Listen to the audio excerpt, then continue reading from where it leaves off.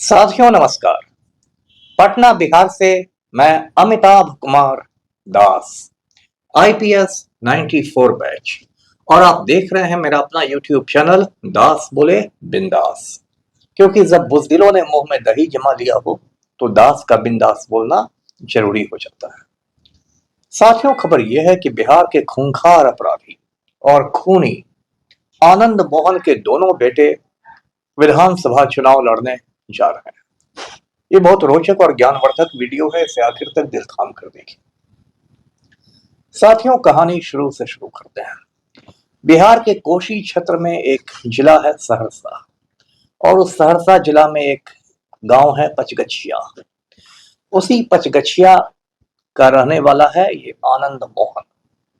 आनंद मोहन का दावा है कि उसके परिवार में बड़े बड़े स्वाधीनता सेनानी हुए, जिन लोगों ने जंग आजादी में अपनी जान कुर्बान कर दी वगैरह वगैरह।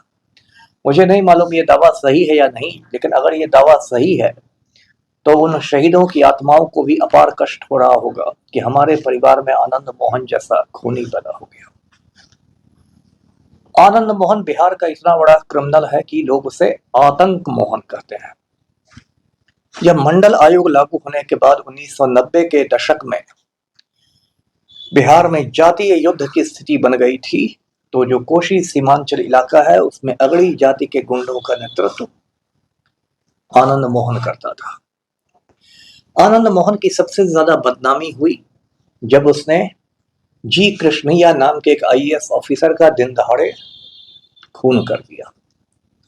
ये कहानी मैं पहले भी कई बार सुना चुका हूं, फिर आपको संक्षेप में सुनाता हूं। ये दिसंबर 1994 की बात है।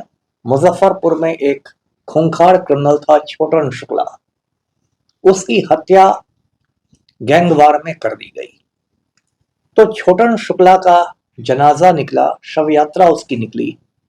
उस शव यात्रा में, जनाजा में सैकड़ों गुंडे शामिल थे, हथियारबंद लोग शामिल थे, भड़काऊ भाषण दे रहे थे, भड़काऊ नारे लगा रहे थे।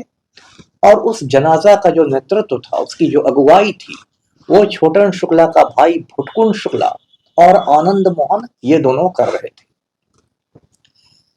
उसी समय गोपालगंज के डीएम साहब जो थे, जो गोपालगंज के जिलाधिकारी थे, वो पटना से एक मीटिंग अटेंड करके गोपालगंज वापस लौट रहे थे।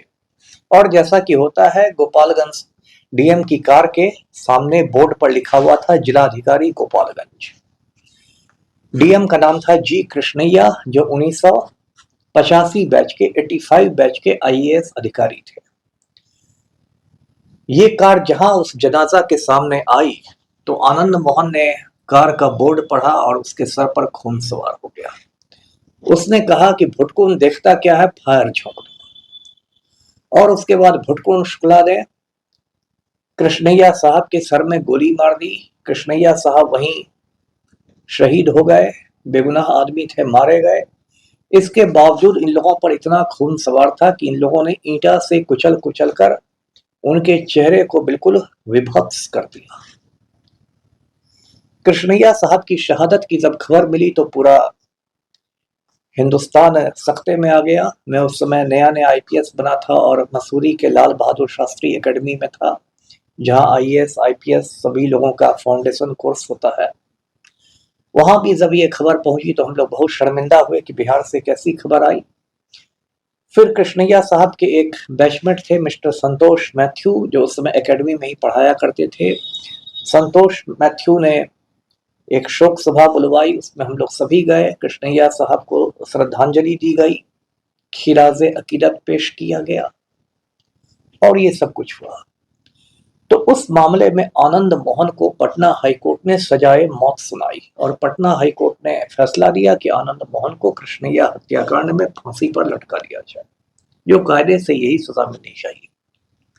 लेकिन सुप्रीम कोर्ट में आनंद मोहन ने जब अपील की तो सुप्रीम कोर्ट ने सजाए मौत को, फांसी की सजा को बदल के उम्र कैद की सजा कर दिया, यानी आजीवन कारावास, जिसको कहते हैं लाइफ टर्म कहते हैं। उसके बाद आनंद मोहन 15-16 साल तक सहरसा जेल में बंद रहा। लगभग 2.5 साल पहले पलटू राम, यानी जो बिहार का नालायक मुख्यमंत्री है, पलटू राम को उसके सलाहकारों ने कहा कि यदि वो आनंद मोहन को जेल से बाहर निकाल देते हैं तो राजपूत वोट बैंक में उनकी सेंधमारी हो जाएगी। तो बिहार के नालायक मुख्यमंत्री पलटू राम ने जो बिहार का जेल मैनुअल है उसमें संशोधन कर दिया, अमेंडमेंट कर दिया और सारे कायदे कानून को बदल दिया गया और आनंद मोहन जेल से बाहर आ गया। कायदे से आईएएस एसोसिएशन को इसका विरोध करना चाहिए। बिहार में जो आईएएस एसोसिएशन है उसको इसका विरोध करना चाहिए कि एक आईएएस के हत्यारे को सरकार बाहर कर रही है। लेकिन मैंने पहले बताया है कि बिहार के आईएएस और आईपीएस मर्दाना कमजोरी के शिकार हो गए हैं, नामर्द हैं, नपुंसक हैं। उनकी औकात नहीं है कुछ बोलने की, कुछ करने की। वो सिर्फ गरीब आदमी पर भौंकना जानते हैं। तो आईएएस एसोसिएशन ने बिहार के मुंह में दही जमा दिया।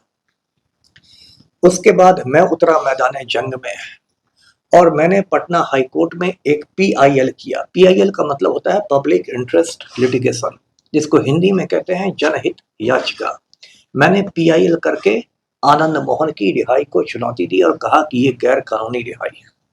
उसके बाद मैंने उनकी वाइफ कृष्णैया साहब की वाइफ उमा देवी से संपर्क किया जो तेलंगाना की राजधानी हैदराबाद में रहती है और उमा देवी को हम लोगों ने समझाया कि उन्हें भी सुप्रीम कोर्ट में चुनौती देनी चाहिए आनंद मोहन की रिहाई को।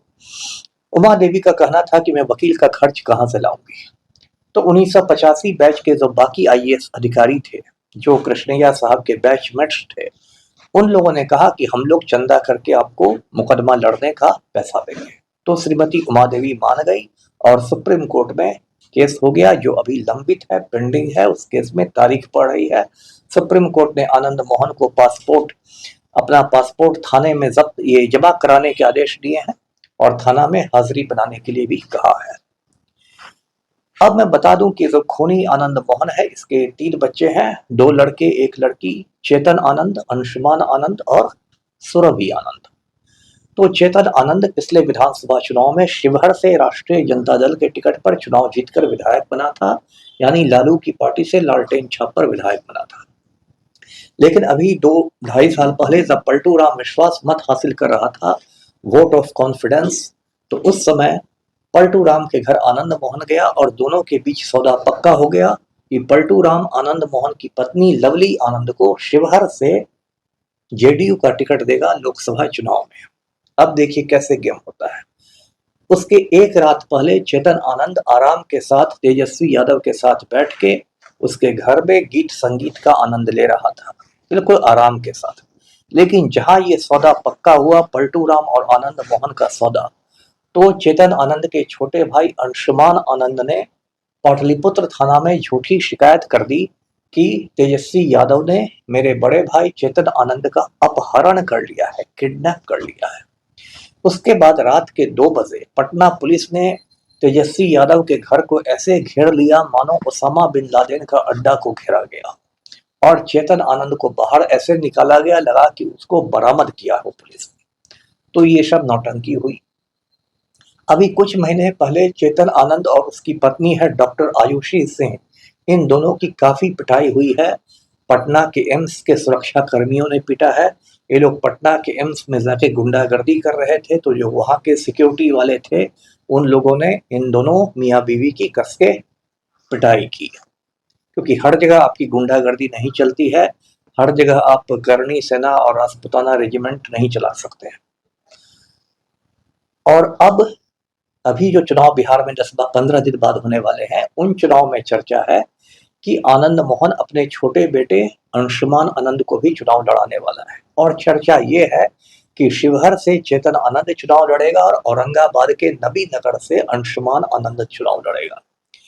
अब इसमें थोड़ा बहुत पेंच फंस रहा है, क्योंकि मेरे सूत्र बता रहे हैं कि हो सकता है शिवहर की सीट जो है वो बीजेपी के खाते में चली जाए, भाजपा के खाते में, तो वहां से फिर चेतन आनंद चुनाव नहीं लड़ सकेगा, तो उसके लिए कोई अलग सीट ढूंढी जाएगी। लेकिन अभी मामला यही है कि चेतन आनंद जदयू के टिकट पर लड़ेगा और उसका छोटा भाई अंशुमान आनंद भारतीय जनता पार्टी के टिकट पर कहीं से लड़ेगा। आनंद मोहन की पत्नी लवली आनंद पहले ही से शिवहर से लोकसभा की एमपी बन चुकी है।